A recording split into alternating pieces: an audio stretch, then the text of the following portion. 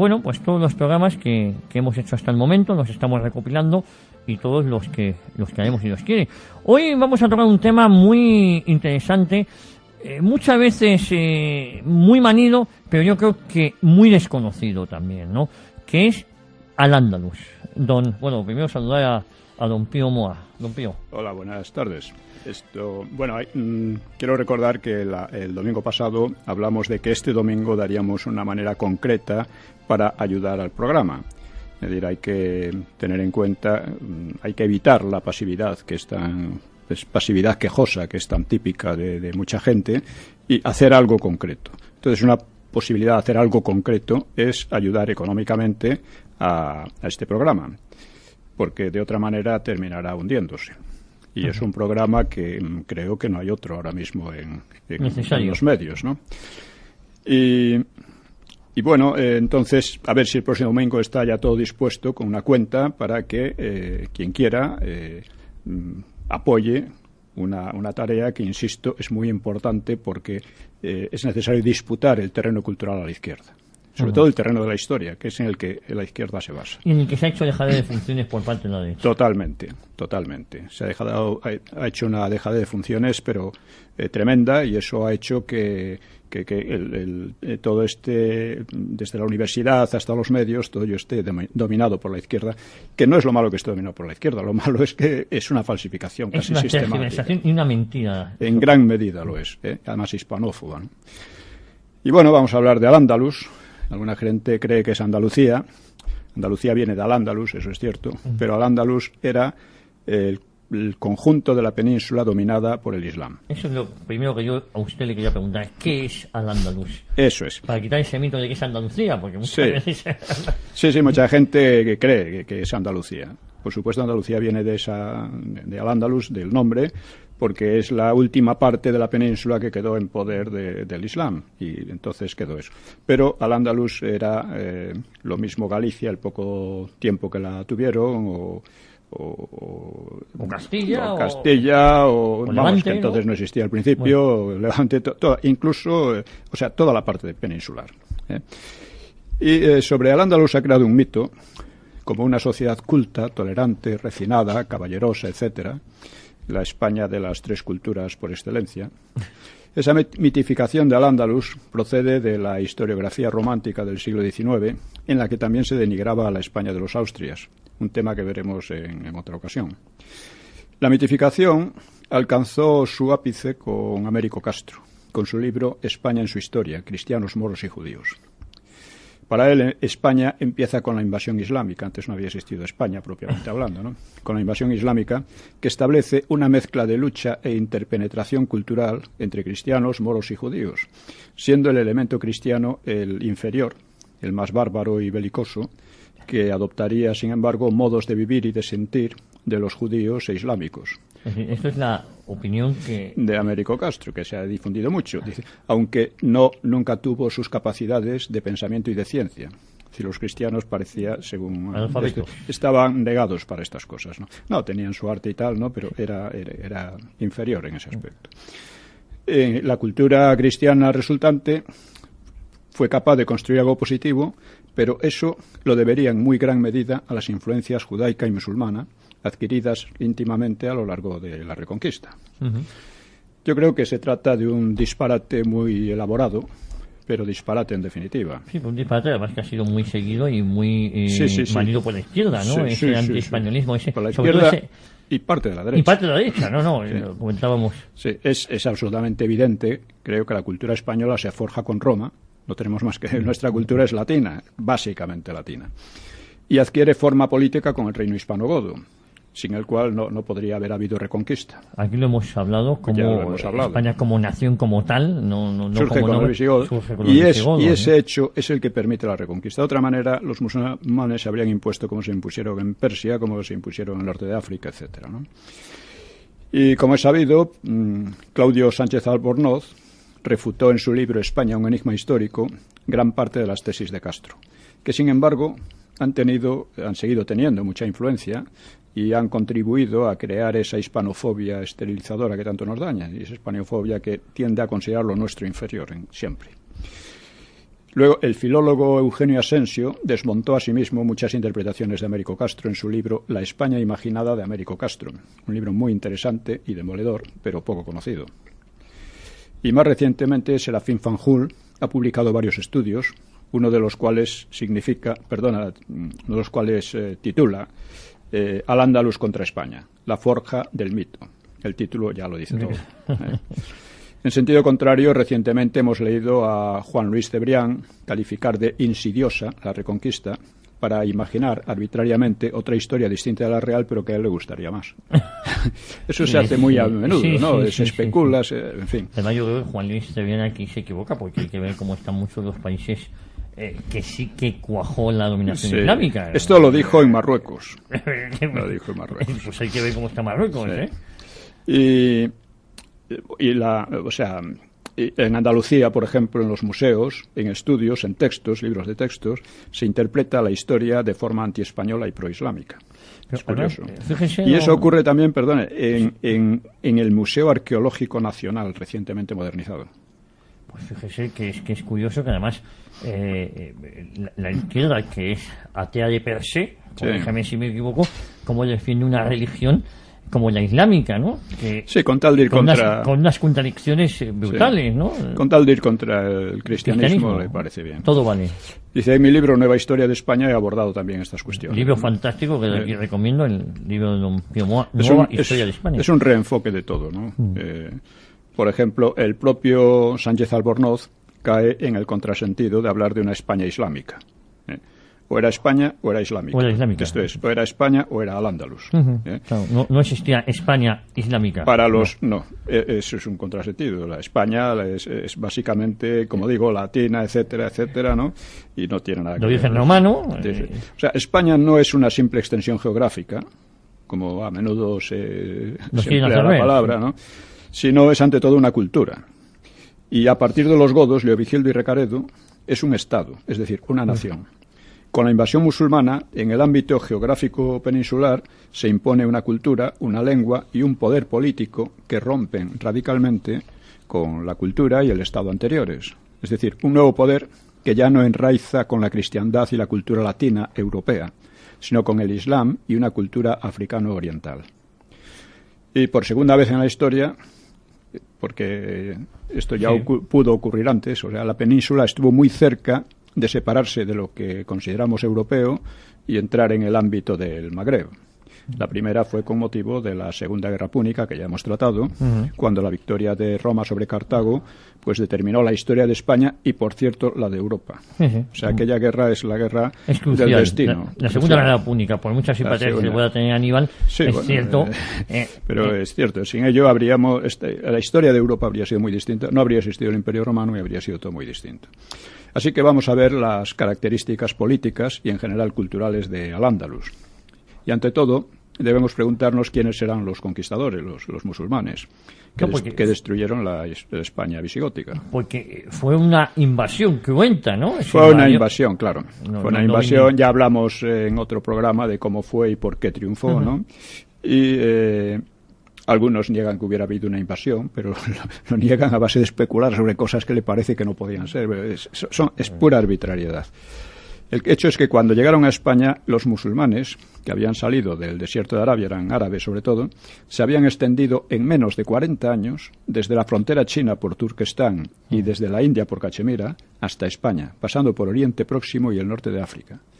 Habían derrotado a pequeños países y a grandes imperios.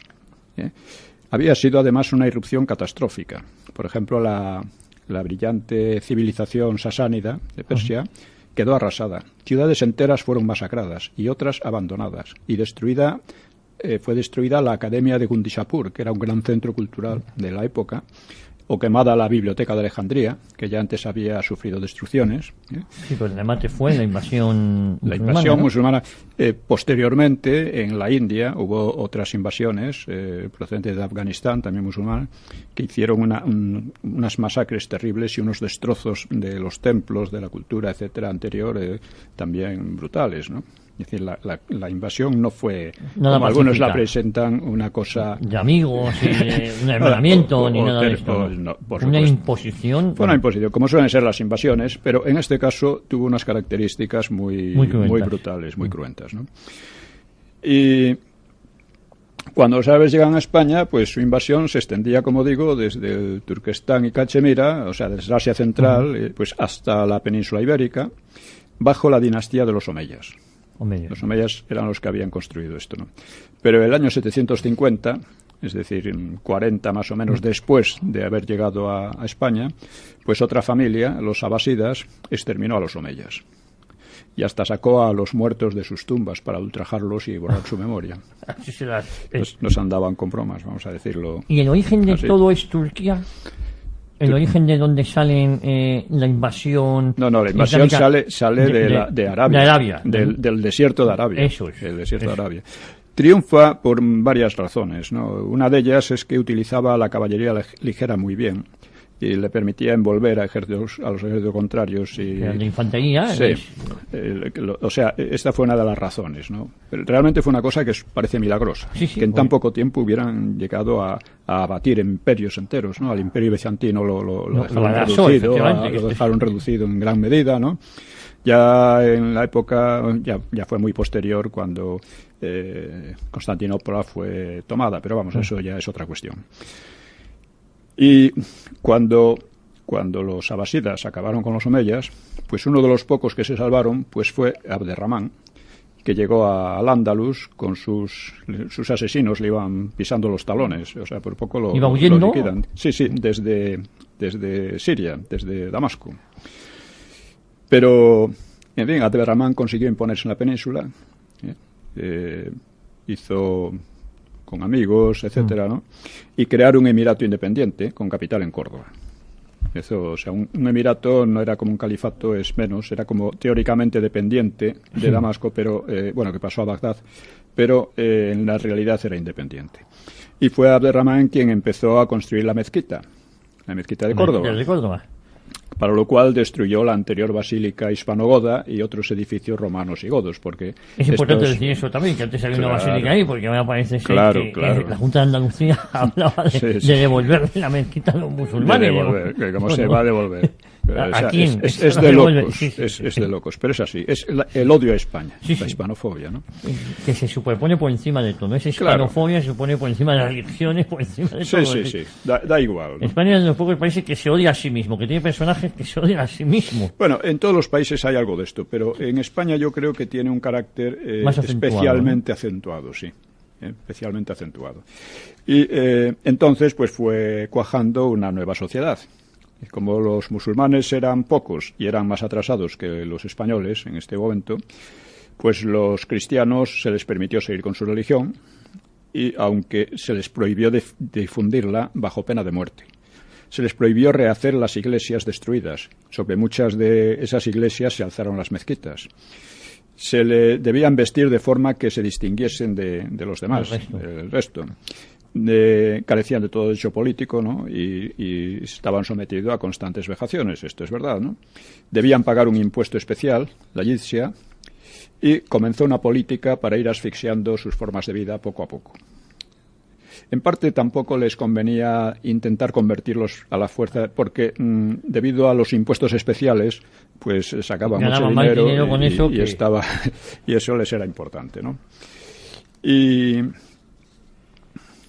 ¿el tiempo qué dura el concepto de Al-Ándalus? Bueno, el concepto de Al-Ándalus dura desde el 711, que es cuando es derrotado la batalla de la Janda o del Guadalete, los visigodos, hasta 1492. Pero se dice 8 siglos. 8 siglos, cerca de 8 siglos, en Granada. Pero en el resto de la península mucho menos. En el norte cantábrico duró muy poco, duró unos años.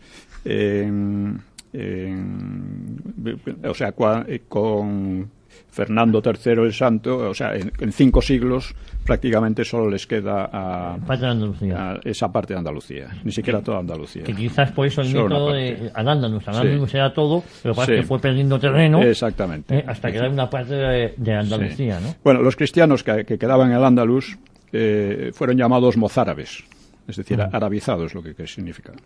Y una minoría creciente, que llegaría a hacerse mayoritaria, se convirtió al Islam.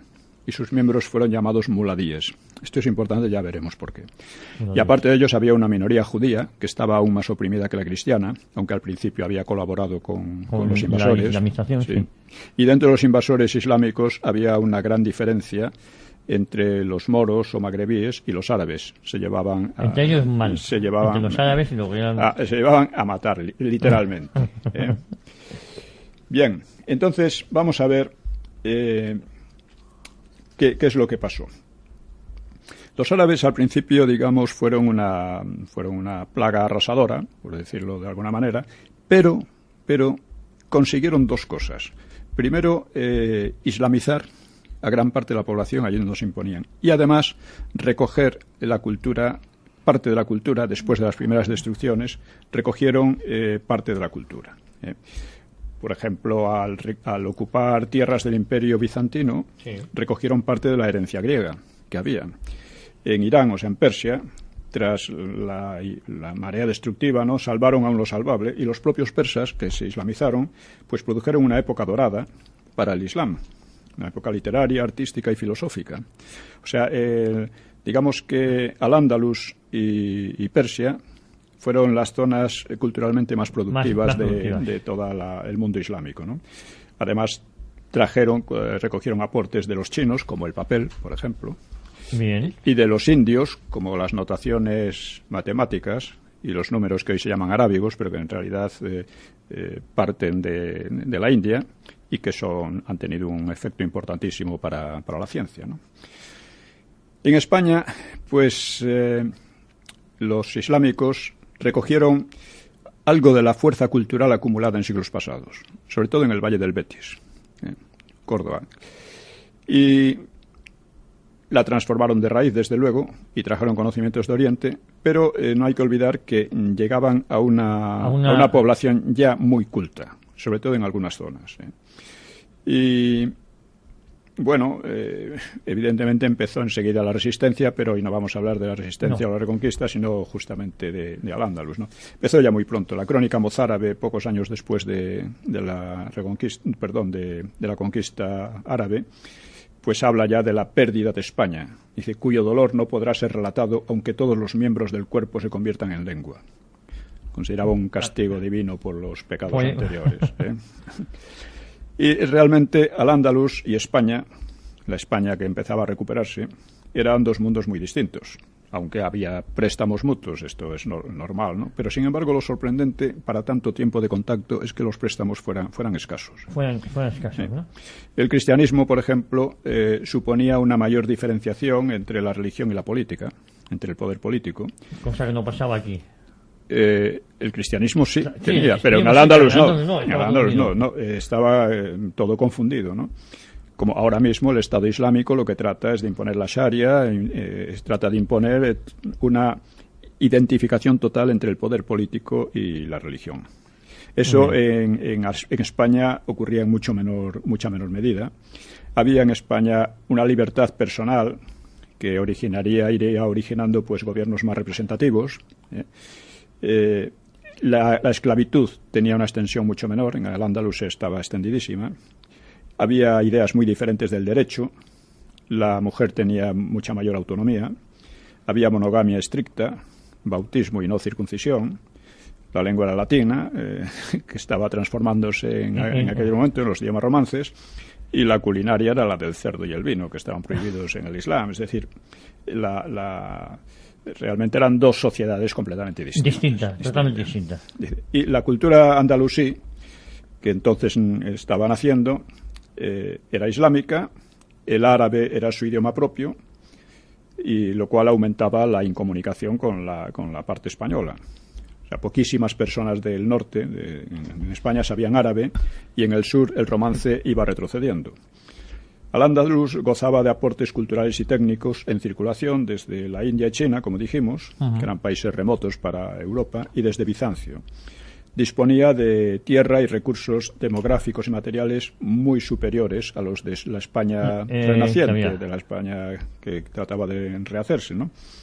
Y desde Abderramán II, pues sus formas de vida en las capas altas, ya se entiende, era muy refinada, muy refinada. También tenía un problema que tenía Al-Ándalus, era la composición étnica.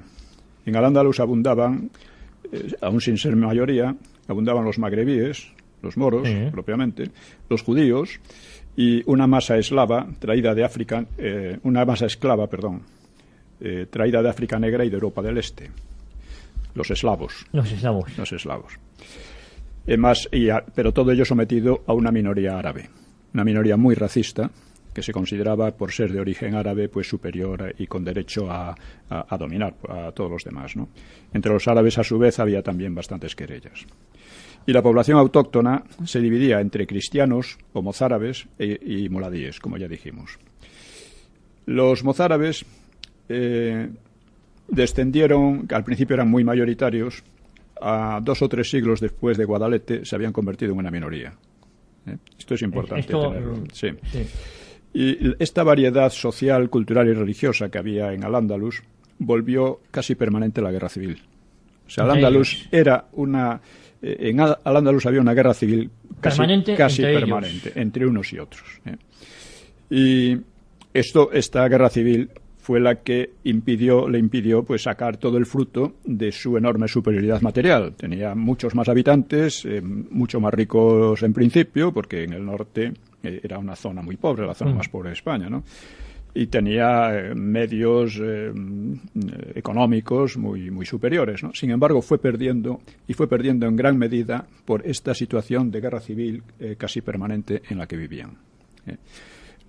Por otra parte, esta inestabilidad interna, ¿no? Pues creó un efecto decisivo, y es que los gobernantes cordobeses árabes pues tenían un completo recelo de sus súbditos. Por lo tanto, crearon ejércitos de esclavos y mercenarios extranjeros, magrebíes, o sea, para poder mantener su superioridad, ¿no? Sí, que separados de la población. Había una gran hostilidad entre el ejército y la población. Porque el ejército que ya digo, se componía en gran parte de esclavos y mercenarios extranjeros, solo era leal al emir y luego al califa cuando llegó Abderramán III, que ya lo veremos, ¿no? Esto, claro, para la parte española era una ventaja porque era mucho más homogénea culturalmente y étnicamente. Además hay una duda, yo creo que lo vemos luego, don Pío, y es la poca influencia que nos ha quedado de ellos. Porque, sí, siempre se habla de palabras. Y aquí han quedado algún monumento arquitectónico de gran valía, eso es indudable, pero poca cosa más, ni lenguaje, ni las costumbres. Sí. Durante unos siglos se puede decir que en algunos aspectos culturales importantes Al-Ándalus fue muy superior a la parte cristiana, a la parte española. Quiero decir otra cosa también. Se habla muchas veces de los reinos cristianos. Se trata de reinos españoles, porque reinos cristianos había en toda Europa, pero no estaban aquí. Efectivamente. En España solo estaban unos pocos. Que se habla mal. Que eran españoles, en el sentido porque no solo eran cristianos, sino tenían una orientación política muy definida, ¿no? Y bueno, digamos que tenían estos problemas ya de entrada, una gran diferenciación entre la capa dominante y los demás, una guerra civil casi permanente, constantemente había, desde la jornada del Foso, en que, masacres unos y otros, o el otro hecho típico fue la rebelión del Arrabal en Córdoba, que el emir que era Alaquén I, y pues había decretado unos impuestos muy fuertes, lo cual provocó esta rebelión, ¿no? Y lo que hizo fue a los amotinados, pues atacarlos, los masacró y mandó desterrar unos 20.000. Bastantes de ellos fueron a Fez, a Marruecos, otros a la costa magrebí, donde se dedicaron a la piratería, etcétera. Otros pasaron a Alejandría, que dominaron unos años, y luego a Creta. Es decir, fue una cosa muy curiosa. Brutal. Pero importante otra cosa que hacían esto, ¿no? Sí. Conforme los cristianos avanzaban, lo que recurrieron al Andalus fue a la que llamaban las aceifas, que eran incursiones devastadoras en que arrasaban una zona y volvían a su... arrasaban una zona, se llevaban miles de cautivos y obligaban a los españoles a estar en continua tensión, temiendo cada año, porque eran cada año ser aniquilados, ¿no?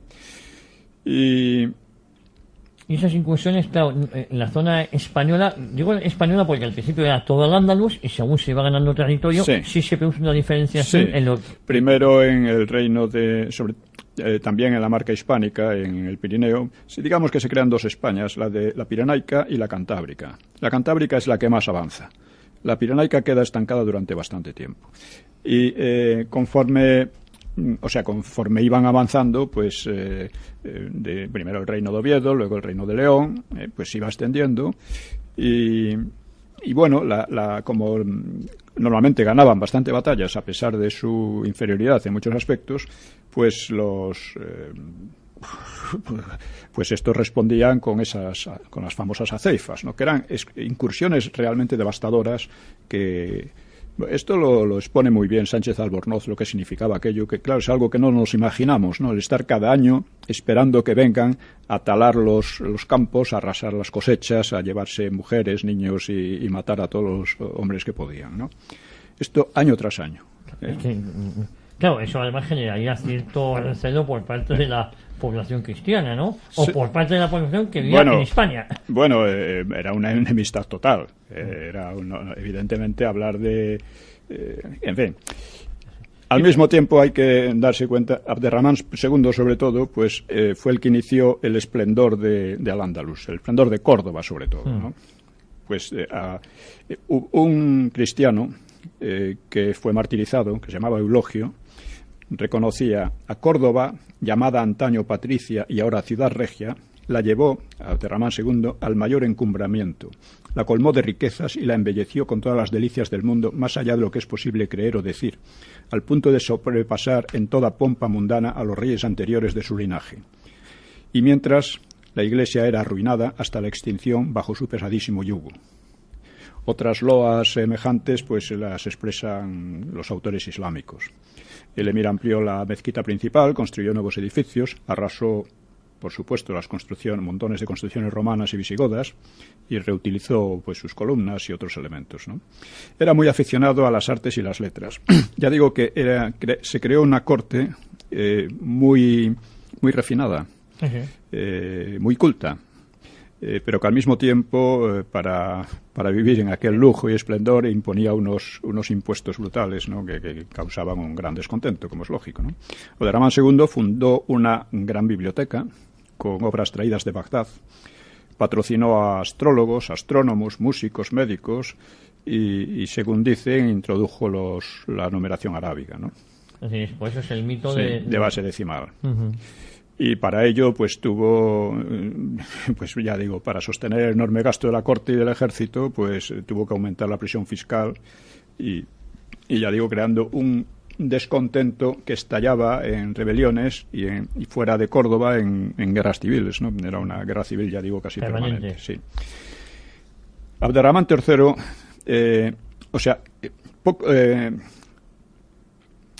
hacia finales del siglo X, hacia principios del siglo X, Al-Ándalus estaba en crisis total. A pesar de todo eso, debido a todas estas rebeliones, historias, estaba en crisis total.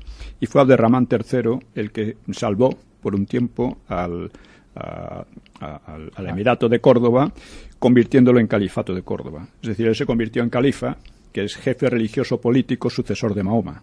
Es decir, que tenía, como un papa, vamos a decir, o sea, y por lo tanto rompiendo radicalmente ya con Bagdad.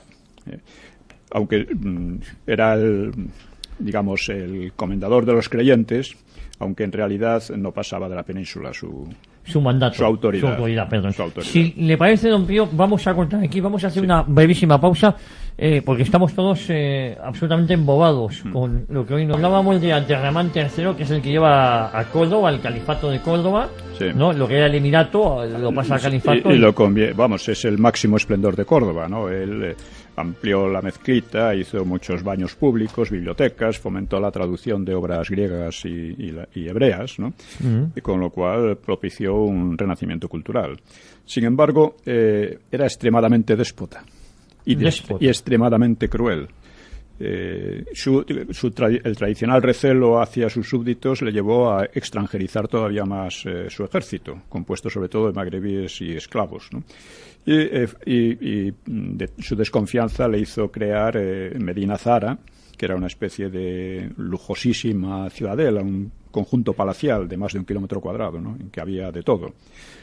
Y bueno, los cronistas árabes ponen de relieve, ya digo, su despotismo, su carácter caprichoso y su extrema crueldad hasta con sus hijos y las mujeres de su harén, o el empleo de leones para despedazar a sus víctimas. Es decir, es un personaje. Ese tipo de cosas lo vamos a ver. Sí, brillante en unos aspectos y brutal en otros. Bien, en todo caso, hay un momento en que, a pesar de sus retrocesos, los cordobeses, los andalusíes, al mando de Almanzor, consiguen infligir una derrota tras otra a los cristianos. Llegan a Santiago, allí se llevan las campanas, ¿no? Y fue un desastre de Santiago que resonó en toda Europa, ¿no? Y Al-Ándalus, claro, lo celebró. Decía un cronista, dice: en Santiago, al entrar con las espadas relucientes como la luna llena entre las estrellas, derruiste todos los fundamentos de esa supuesta religión, que tan bien basados parecían. Que este día de gloria se enorgullezca de ti, Almanzor, y que todo el pasado con el día de hoy te honren para siempre. En fin, Almanzor, pero es una cosa curiosa que a pesar de estos éxitos de vencer una y otra vez a todas sus incursiones a los cristianos, fue el prólogo al derrumbe total de Córdoba, al derrumbe completo de Córdoba. Bueno, no completo, políticamente completo, ¿eh? Y es decir, a pesar de los castigos terribles de Almanzor a los cristianos, no fue capaz de imponerles el poder islámico como habían hecho Táriq y Muza casi 3 siglos antes. Casi 3 siglos antes. Y Al-Ándalus en realidad ya solo soñaba con sostener sus fronteras, aprovechando su superior potencia demográfica, económica y técnica. Y por esta razón los reinos españoles quedaron a salvo, aun si no podían tener entonces ninguna seguridad en ello. Porque poco después el califato estalló, sufrió una implosión y se dividió en taifas. El reino de Taifas. En los reinos de Taifas, que fueron hasta 39, ¿no? O sea, de la implosión del califato nacieron hasta 39 taifas, que eran estados menores. Algunos eran poderosos, como Zaragoza, Toledo, Valencia, Badajoz o Sevilla, ¿no? Y mientras que Córdoba, pues decaía y perdía población. Y es una cosa curiosa que no he visto yo señalada en otras, lo he señalado en la historia de España y no lo he visto señalado en otros lugares, y es que las taifas, las oligarquías que mandaban en las taifas, eran árabes, algunas bereberes o eslavas. ¿Bereberes o eslavas? Sí, porque algunos dicen que estos llamados eslavos eran en realidad cristianos, pero no creo que... Porque ellos utilizaron mucho a los eslavos en su ejército, como esclavos muchas veces, ¿no? Pero estos eslavos a veces formaron unas élites militares, que fue cuando implosionó el Córdoba, pues se apoderaron del poder en varios sitios, ¿no? Pero es curioso que no hubo ninguno de las taifas fueron muladíes. Es decir, aunque el grueso de la población era muladí, ninguna de las taifas tuvo un poder muladí. Y esto es muy significativo, porque Al-Ándalus fue siempre una imposición foránea.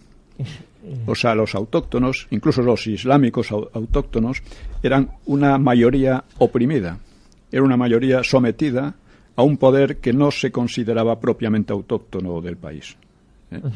Es una cosa curiosa. Y esto se revela, por supuesto, antes ya hemos dicho que había un racismo muy fuerte, no les impedía casarse con mujeres cristianas traídas como esclavas o rehenes o cosas así, pero ellos eran los árabes, se consideraban con todos los derechos políticos, y esto fue una de las razones por las que estaban peleados constantemente con los bereberes, ¿no? Y el caso es que no se puede decir que los muladíes, que eran los islámicos autóctonos, los que habían sido cristianos, los que habían sido españoles, y que eran la gran masa de la población, sin embargo, no tenían poder ninguno. Y esto se revela perfectamente cuando Córdoba estalla, el califato estalla en taifas, en distintos reinos de taifas, ¿no? Luego, por otra parte, las taifas fue otra cosa muy interesante, y es que estaban en continua pelea unos con otros. Sí, por eso siempre se habla del reino de taifas como una disgregación, ¿no? Como una pelea continua. Una disgregación, o sea, y al mismo tiempo esto lo aprovecharon los cristianos, que le impusieron unos tributos, las parias, que se llamaban, que contribuyeron a enriquecer a los reinos cristianos. A su vez, las oligarquías de las taifas machacaban a impuestos a sus súbditos. Es decir, podríamos hablar de que el régimen político que habían establecido entre ellos mismos acaba siendo perjudicial y genera estas rencillas continuas entre ellos. Eran incapaces de así como antes estaban en guerra civil, ahora venía a ser lo mismo, pero eran incapaces de unirse frente a los cristianos, frente al enemigo común. Los cristianos, en cambio, aunque a veces estaban peleados entre ellos, unos reinos con otros, los españoles, vamos a decir, a pesar de eso, sabían unirse, y desde luego no tenían unas querellas ni remotamente parecidas a las de los andalusíes, ¿no? Además, supongo que dentro de los andalusíes sí que había distintas, no sé si etnias religiosas o distintas facciones. Sí, había facciones, unas más rigoristas, otras menos y demás, ¿no? Es decir, Fernando I de León, hasta el punto que no solo imponía parias, sino que impuso el traslado a León de los restos de San Isidoro, que estaban en Sevilla, como un símbolo de la legitimidad hispanogoda. Que esa legitimidad estaba presente siempre. Siempre. Es decir, que ya lo hemos comentado en otro programa, cómo debemos al concepto de España a los reinos visigodos, ¿no? Sí. Pues tenemos otro, Al-Mutadid, que era otro personaje muy distinguido, o sea, refinado, etcétera, ¿no? Poeta y tal, era un mecenas y amante de las artes, pero era también llegó a matar con sus manos a un hijo suyo, a hacer asfixiar a enviados de otra taifa, o gustaba hacer floreros con los cráneos de sus enemigos liquidados. Es decir, que era todo muy era avanzado.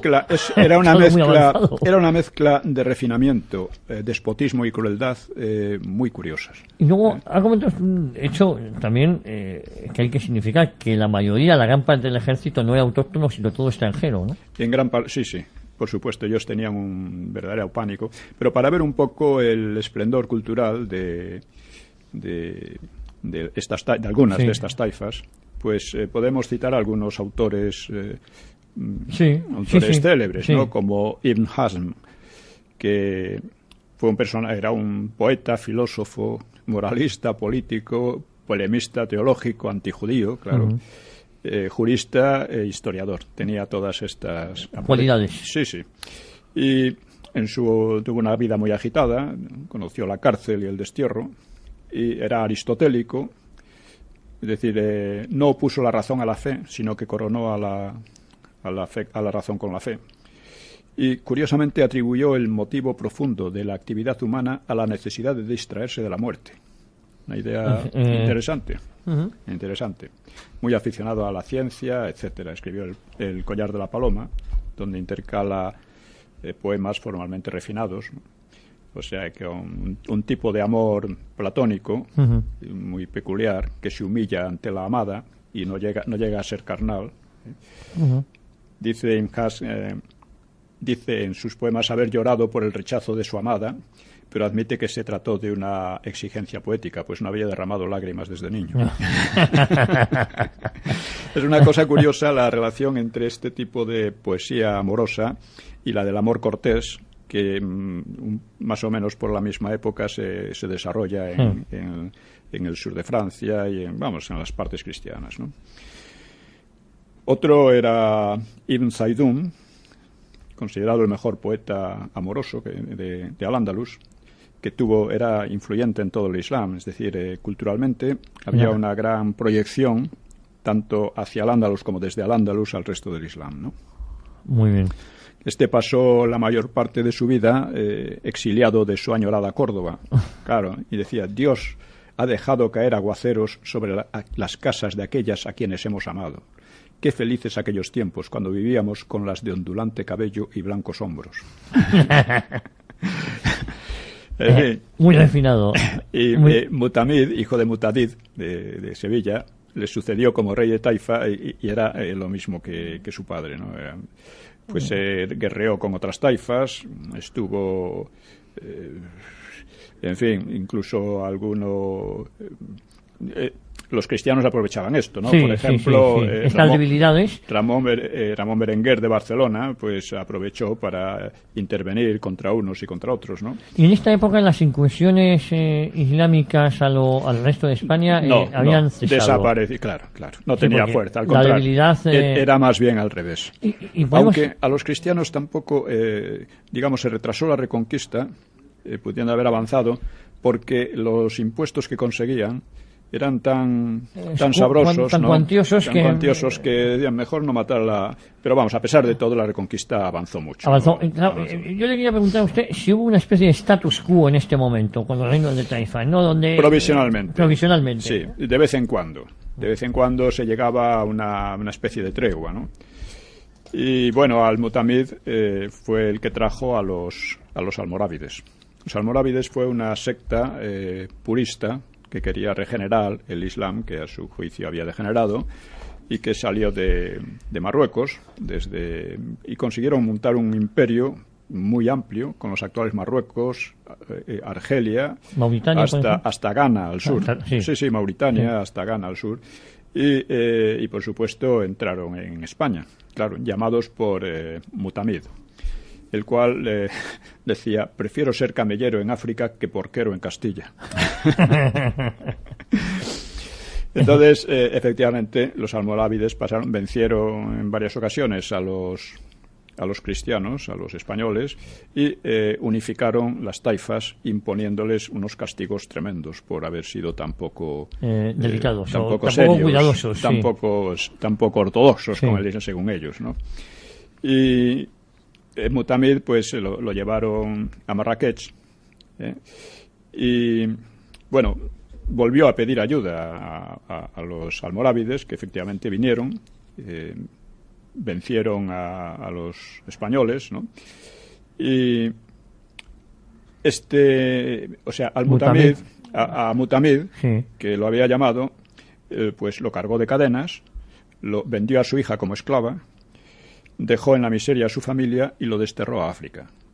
Es decir, que tremendo el destino, sí, que se conjugaban unos a otros, ¿eh? Sí, muchas veces. Yo creo que esto ha cambiado poco, allí escribió Mutamid sus poemas más sentidos, ¿no? Decía: lloré al ver pasar un bando de perdices, libres, sin cárcel ni cadenas, y no lloré por envidia, Dios me libre, sino de melancolía, deseando ser como ellas, y volar suelto sin la familia perdida y las entrañas en carne viva, ni hijos muertos. Tremendo cómo acabó. Sí, y en fin, no fue porquero en Castilla, pero acabó peor. Acabó en cierto modo peor, ¿no? Es decir, lo que está claro es que el Islam ha sido una continua lucha, y lo que vemos ahora sobre facciones, unas más rigurosas, ¿no? Sí. Ya estaba aquí. Constantemente, sí. Los almorávides en Al-Ándalus pues duraron unos 60 años, ¿no? Y una vez derrotados y tal, pues volvieron pasajeramente las taifas, pero en el Magreb había surgido un nuevo imperio de los almohades, que significa unitarios, que se oponían a la versión almorávide del Corán, y en fin, llegaron de nuevo, derrotaron a los cristianos, unificaron las taifas, pero su aventura terminó en 1212 con una batalla célebre. ¿Entre ellos? No, con los cristianos. La batalla de las Navas de Tolosa. Efectivamente. Que yo creo que eso es el principio del fin, ¿no? Es el principio del fin, porque además esto se combinó con una invasión pacífica en el Imperio almohade por parte de unas tribus llamadas gilalíes, que eran beduinos, que que iban con sus rebaños de ovejas y destrozaban todo a su paso. Fue una especie de plaga y que no había manera de contenerlos, porque los masacraban en un sitio pero avanzaban por otro y aquello no tenía fin. O sea, después, por cierto, que en las Navas de Tolosa es donde se documenta por primera vez el grito de guerra Santiago y cierra España, aunque probablemente era muy anterior, ¿no? Sí, podría ser anterior, pero ahí es donde se populariza o donde nos llega a nuestros días, sí. ¿no? Por esta época, en el siglo XIII, también otra cosa importante fue la Escuela de Traductores de Toledo. La Escuela de Traductores de Toledo se dedicó a traducir al latín pues textos árabes y hebreos, textos científicos sobre todo y filosóficos, y tuvo una gran importancia para lo que se llama el Renacimiento europeo de la época, ¿no?, del siglo XIII.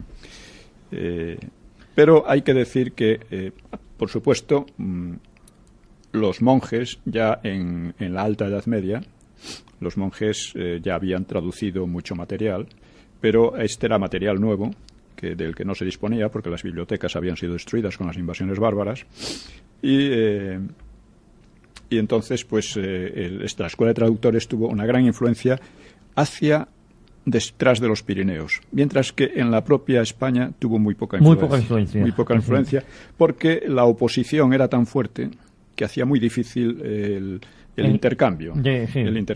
Y España todavía no tenía en aquellos momentos instituciones culturales importantes. Pero hay que decir que en esa época marca también la época de la esclerosis de la cultura musulmana, mientras que marca también la época en que la cultura cristiana europea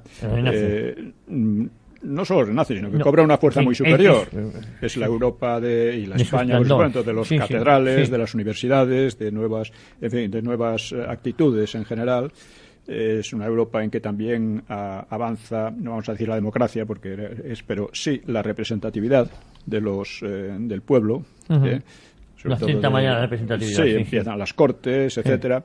Es decir, que es ya una época en que la cultura española y en general cristiana, europea, adquiere una gran superioridad sobre la cultura musulmana. No sé si nos queda mucho. 10 minutos. 10 minutos nada más. Bueno. En fin, después de las Navas de Tolosa, digamos, el poder almohade... 8 minutos me corrigen. El poder almohade decae totalmente y bueno, la reconquista avanza mucho y se acaba definitivamente la posibilidad de Al-Ándalus de invadir, porque cuando llega a las Navas de Tolosa, la idea de los musulmanes lograron un ejército enorme reclutado en gran parte del Islam, y su idea era cruzar España, derrotar y llegar a Roma. Y seguir. Llegar a Roma, destruir la base de la cristiandad. O sea, si no llegan a ser detenidos en aquel momento... O sea, la batalla de las Navas de Tolosa es crucial, absolutamente. Es crucial para el futuro también de lo que es Europa, ¿no? No solo de España, sino de Europa, ¿no? Tenían una ambición enorme, ¿no?, de llegar allí. Fueron derrotados, ya se sabe de qué manera. Ahora tengo idea de que allí los andalusíes, vamos a decir, los de andaluces de ahora, creo que han hecho una especie de museo o algo así y que no hablan de la batalla, así como un encuentro. Como un encuentro casi de civilizaciones, sí. Como cuando se habla de la conquista de América como un encuentro. No es un encuentro porque había una desigualdad total.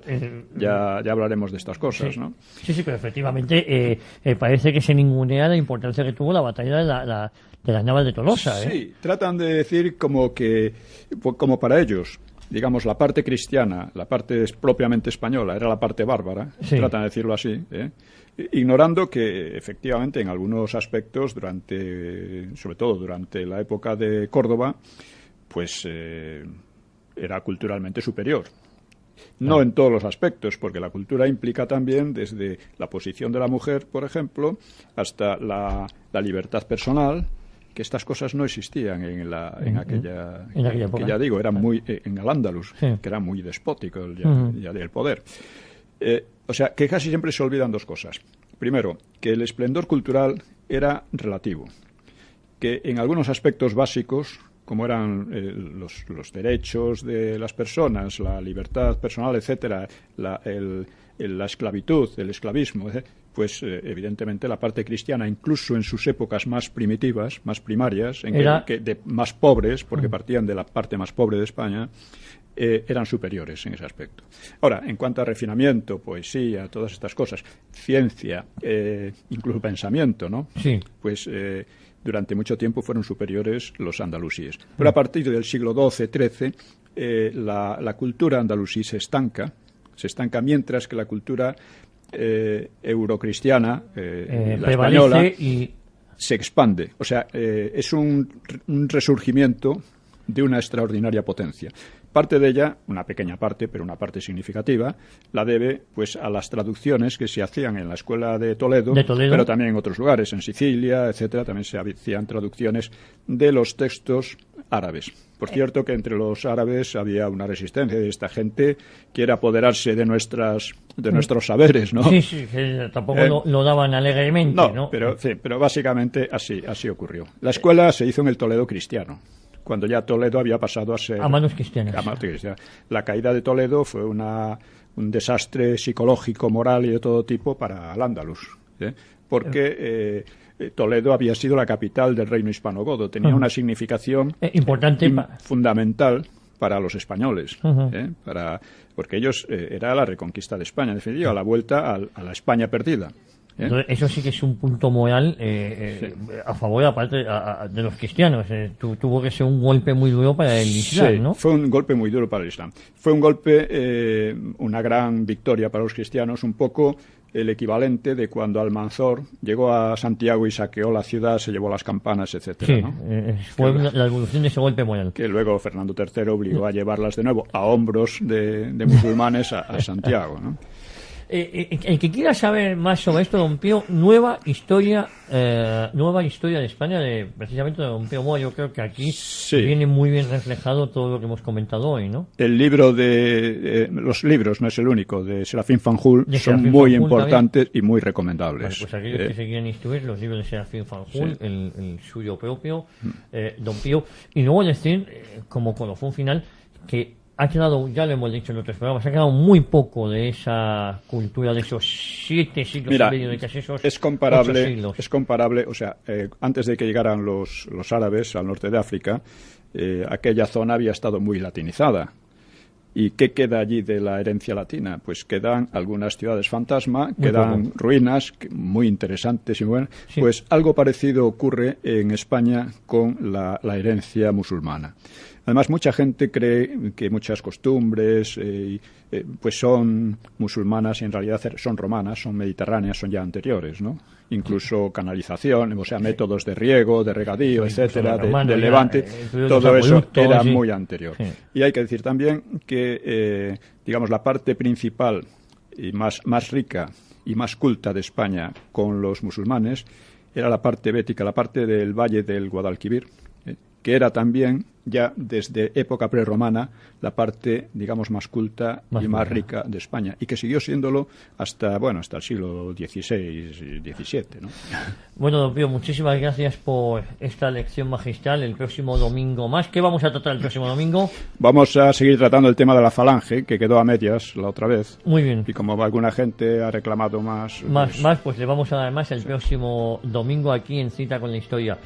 Muchísimas gracias, don Pío. Recordar a nuestros oyentes el nuevo blog, citaconlahistoria.es, la página web donde estamos hablando todos nuestros programas. Insisto, dar de nuevo las gracias a nuestro amigo Alejandro, que ha trabajado mucho y muy bien por hacer esta página web posible. Y todos aquellos que tengan dudas o quieren ponerse en contacto con nosotros, se lo merece. info@citaconlahistoria.es, y la semana que viene daremos todos aquellos que quieran colaborar lo que tenemos que hacer. Exactamente. Don Pío, no nos queda más tiempo. La próxima semana más. Muchísimas gracias a todos ustedes, muchísimas gracias por haber estado hoy con nosotros. Prometemos no decepcionarle y prometemos, si Dios quiere, esperarles aquí el próximo domingo a la misma hora. Muchísimas gracias.